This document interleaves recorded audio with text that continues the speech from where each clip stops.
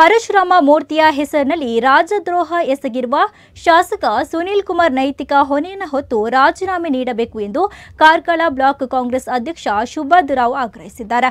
ಉಡುಪಿಯಲ್ಲಿ ಮಾತನಾಡಿದ ಇವರು, ನಾನು ಲೋಹ ತಜ್ಞ ಅಲ್ಲ ಅಂತಾರೆ. ಆದರೆ ಈ ಹಿಂದೆ ಕಂಚಿನ ಪ್ರತಿಮೆ ಅಂತ ಹೇಳಿಕೆ ಕೊಟ್ಟಾಗ ವಾದ ಮಾಡುವಾಗ ಲೋಹ ತಜ್ಞರಾಗಿದ್ರ. ನಾವು ಫೈಬರ್ ಪ್ರತಿಮೆ ಅಂತ ಪ್ರೂವ್ ಮಾಡ್ತೀವಿ, ನೀವು ಕಂಚಿನ ಪ್ರತಿಮೆ ಅಂತ ಪ್ರೂವ್ ಮಾಡೋಕೆ ವಿಫಲರಾಗಿದ್ದೀರಿ. ಜನ ನಂಬಿಕೆ ಶ್ರದ್ಧೆ ಜೊತೆ ತಪ್ಪು ಮಾಡುವ ಕೆಲಸವನ್ನ ಶಾಸಕರು ಮಾಡಿದ್ದಾರೆ ಎಂದು ತೋರಿದ್ರು.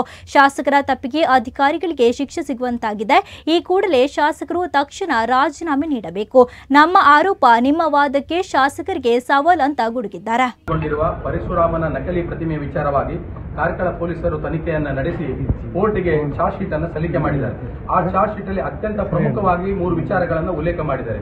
ಒಂದು, ಪ್ರತಿಮೆ ನಿರ್ಮಾತ ಕೃಷ್ಣ ನಾಯ್ಕ 1,83,00,000 ರೂಪಾಯಿ ಹಣವನ್ನು ಪಡೆದು ಪ್ರತಿಮೆಯನ್ನು ಕಂಚಿನಿಂದ ಮಾಡದೆ ಹಿತ್ತಾಳೆಯಿಂದ ಮಾಡಿದ್ದಾರೆ ಅನ್ನುವಂಥದ್ದು ಒಂದು ವಿಚಾರವಾದರೆ, ಪ್ರತಿಮೆಯ ಮೇಲ್ಭಾಗವನ್ನ ಬೆಂಗಳೂರಿಗೆ ಕೊಂಡೋಗಿದ್ದೇವೆ ಅಂತ ಹೇಳಿ ಸುಳ್ಳು ಹೇಳಿ 4 ತಿಂಗಳ ಕಾಲ ನಿರ್ಮಿತಿ ಕೇಂದ್ರದ ಗೋಡನ್ನಲ್ಲಿ ಇರಿಸಲಾಗಿದೆ ಅನ್ನುವಂತ ಇನ್ನೊಂದು ವಿಚಾರವಾದರೆ, ಇವರು ಒಳಸಂಚು, ಸಾಕ್ಷಿನಾಶ, ವಂಚನೆ ಮತ್ತು ನಂಬಿಕೆ ದ್ರೋಹ ಅನ್ನುವಂತ ಗಂಭೀರವಾದ ಅಪರಾಧವನ್ನು ಎಸಗಿದ್ದಾರೆ ಅನ್ನೋದ್ರ ಬಗ್ಗೆ ಕಾರ್ಕಳ ನ್ಯಾಯಾಲಯಕ್ಕೆ ಚಾರ್ಜ್ ಶೀಟ್ ಅನ್ನು ಸಲ್ಲಿಕೆ ಮಾಡಿದ್ದಾರೆ. ಇದರಿಂದ ಒಂದಂತೂ ಸ್ಪಷ್ಟವಾಗ್ತದೆ, 2023ರ ಚುನಾವಣೆಯ ಉದ್ದೇಶದಿಂದ ಕಾರ್ಕಳ ಶಾಸಕರು ಒಂದು ವ್ಯವಸ್ಥಿತವಾದ ಸಂಚನ್ನು ರೂಪಿಸಿ ಈ ಕೃತ್ಯವನ್ನು ಮಾಡಿದ್ದಾರೆ ಅನ್ನುವಂಥದ್ದು ಮತ್ತು ಕಾರ್ಕಳದ ಜನತೆಯ ನಂಬಿಕೆ ದ್ರೋಹವನ್ನು ಎಸಗಿದ್ದಾರೆ ಅನ್ನುವಂಥದ್ದು.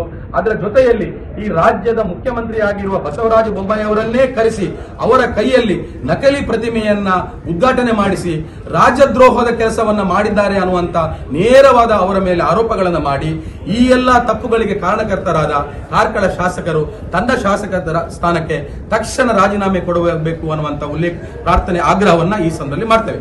ಮತ್ತು ಅವರು ಮಾಡುವ ವಾದ ಏನು ಹೇಳಿದ್ರೆ, ಕಾಂಗ್ರೆಸ್ನವರು ಫೈಬರ್ ಎನ್ನುವಂತ ಆರೋಪವನ್ನು ಮಾಡಿದ್ದಾರೆ.